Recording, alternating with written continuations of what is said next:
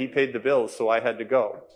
At 15 years old, I was on my own. I grew up in this really normal, beautiful, middle-class family. My father was 35 years old. He was the breadwinner of the family. My mom was a homemaker. That was the role in the 1970s. She stayed at home, raised the kids. I don't know if you can relate with this, but my dad was my hero. And not everybody has that kind of dad, but my dad was my hero. He was a hockey coach. He was a baseball coach. He was the kind of man that you wanted to be your best for. And I felt in his shadow I could do or be anything. And I felt loved and accepted.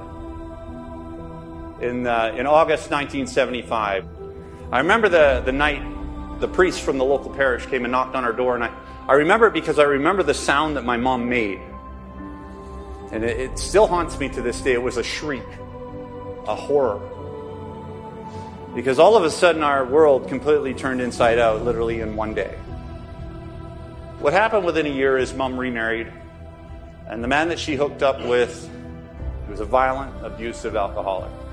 And so I went from a message of you're loved and you can do and be anything to you're stupid, you're dumb, you'll never amount to anything. And I was 8. And honestly, I didn't know how to process that. I began to believe lies about who I was and how I fit into the world. Shortly after my 9th birthday, an opportunity presented itself to do drugs for the first time.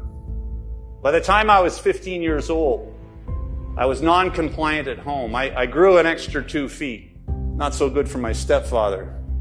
There was a lot of tension between him and he paid the bills, so I had to go. For me, it was jumping out of the pot and straight into the fire. At 15 years old, I was on my own to just try and get through another sunset. At 16 years old, I began getting in trouble with the legal system. I remember going back out to the street, completely broken as a human being, walking up East Hastings with the pouring rain. And I said to myself, how did I get here? I'm a good kid from a good family. How did I end up in this much trouble? What ended up happening is I remember the day. It was a beautiful sunny day, just like today. See, back in those days, I was a liar, a thief, a cheat, and a mooch. And I landed in this park. And I saddled up beside this guy sitting at a bus stop named Gus because he had a cigarette. And he gave me a cigarette. He was a really nice guy. And he gave me a couple bucks, too. But he gave me something more. The entire time I was sitting there talking to him, Gus said to me, he says, you know, Joe, he says, there's more to you than you can see. He said, but life it's kind of dirtied your windows, and so the light doesn't get in, and your light doesn't get out. You could go on to do extraordinary things because you're a real bright guy. I remember when he was talking to me and he was speaking his truth into my life, I was looking over my shoulder for someone else. Because what stood before him did not align with his words. But he said to me, he said, there's more to you than you can see. And I remember my heart absolutely sank.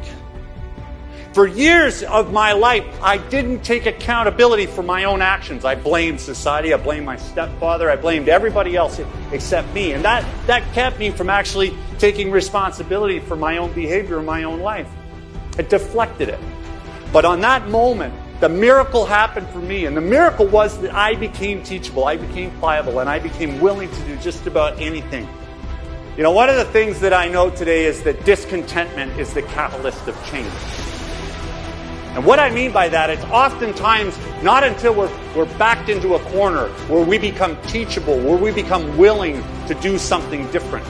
But you see, possibility always exists. It never goes away. It's always present. Even at my lowest point, the possibility of transformation was there. I started to flower, I started to come out, and I started to do incredibly well. I went from a kid pushing a shopping cart to just try and get through another sunset, to being on the cover of Canadian Business. Because inside every single one of us is infinite possibility.